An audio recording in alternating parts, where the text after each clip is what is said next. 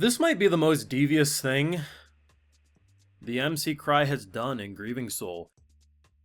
Now, whether or not it was his intention to get straddled like he was a goddamn bull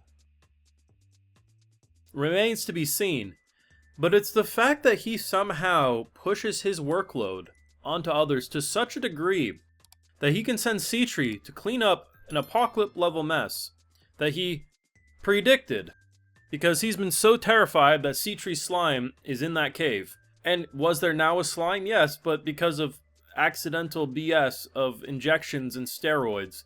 But it's the fact that this man is the luckiest mofo known to man, and simultaneously the unluckiest. He either rolls -1 or 1,000. No in between. And the fact that the final shot of this episode is him did they need to put the camera right on her ass as it's slipping and sliding like it's a goddamn water park? No. Did they? Yes. And it's the fact that he's pretty much just, you know damn well if he wanted to get up there, he'd be like, well, I got work. No, he enjoyed it. It's like, you can't even say you blame the guy, but it's the fact that everyone's when characters cuss out the MC in this show, you just have to agree with him. That damn that guy. Damn him and his laziness, or damn him and his BS. This show is amazing, but I love to hate this man. I have full live reactions over on Patreon if you want to see me break in real time to that Cry greatness over there exclusively. So, this was a very different feeling episode. It was primarily on anyone other than our boy, because he kind of did deviate away. So, the assumption is, at least, at face value what Citri's saying. Okay, probably, ended up slipping through the drain, blah, blah, blah. I think it's the fact that we now have, like, a confirmation, because this actually threw me for a loop, because as soon as I saw this Talia character, I was like, oh, that's the bad girl from the previous episode. But then over the course of it, I was like, wait a second, am I just misremembering? Because I couldn't remember her character model exactly in my head, but I was like, no, I'm pretty sure it was that redheaded character. So by the end of the episode, yeah, like, Talia is Sophia, 100%, right? Like, we all agree, it's literally the exact same hairstyle. I think even to the way it brushes over her face, it's just she wears glasses. Whether or not Citri knows about the double agent thing going on here remains to be seen. But if she's been working with Citri, it's entirely possible she could have released the slime at some point. Potentially even stole the slime, I don't know. It's a whole can of worms there, but it's the fact that the group gets crazier the more you understand them. So there is a failsafe to Citri slime, and you think to yourself, oh, failsafe, excellent. That's what you need on something that could maybe destroy the world. It won't touch her or Cry.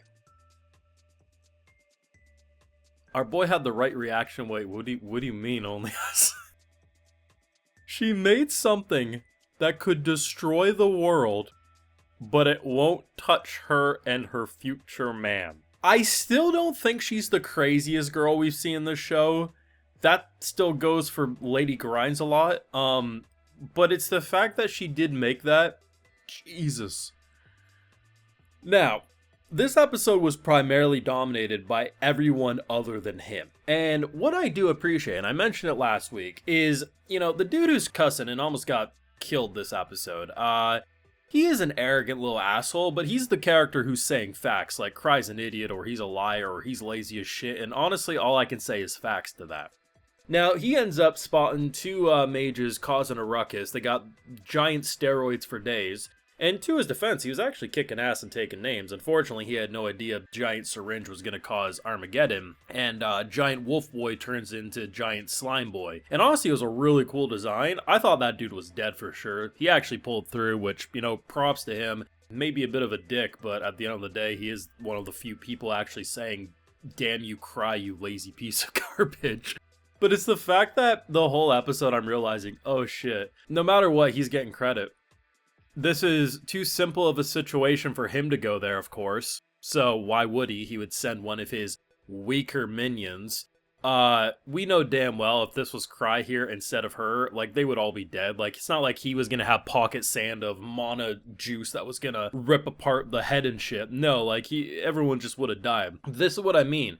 Either rolls 1,000 or rolls -1. If he rolls a -1, it means people gonna die. Or he gets roped into things he really doesn't want to do. If he was sent here instead of Seatree, he would have been rolling -1s and everyone would have been dead one by one very, very quickly. But because he somehow rolled 1,000, she got sent instead and is solving the issue for him. The fact that by the time he's actually ready to leave and help everyone, they're all going to be coming back being like, damn it, bro, once again, you knew what you were saying. We didn't want to believe you. And he'll be like, I've literally just been getting grinded on my dick this whole time. What are you talking? Yep, It's just like watching Sven as a character, as an example. Dude's a beast. I don't even know what the hell he did with that arrow maneuver when he summoned arrows and was just rapid firing. Like, dude was a rogue on steroids. It was fantastic. Inspires confidence, is a true leader, and you're thinking to yourself, damn, like that, his character design alone is like what an MC would have looked like in an 80s or 90s anime. Like, the dude's a beast, and then just how it all quickly crumbles, man. There's something so brilliant about Grieving Soul, in a way that I can't quite put my finger on. Like, yeah, it's Eminence and Shadow-like, yeah, it has like all these different things, but it's the combination of how they can make a character so lovable and hateable all at one time. Now granted, does Cry want to retire? Yes. Has he attempted to? Yes. But here's the thing. If he truly wanted it to stop, he would boldly be saying every time he wouldn't have conversations with anyone. He would just be like, no, I'm a phony. I honestly have no idea how shit's happening. I'm honestly maybe just lucky. He would be beating that like a dead horse. But he doesn't. So at the end of the day, I need to clown on this man. I love his character. He's honestly one of the most entertaining characters I've seen all year in anime. But Jesus. It's the fact that the final freaking shot is him getting lap dance grinds for days as everyone's fighting for their freaking life. Seatree's probably the second scariest character we've met. I still don't think Miss Grinds-A-Lot is gonna be topped anytime soon. She is a different level of crazy bitch. But Seatree inventing a slime that could end the world and having a safety feature that only protects her and him, that's the silent yandere waiting to happen versus the loud yandere who, if he ever picked between these two, both would snap his balls like twigs.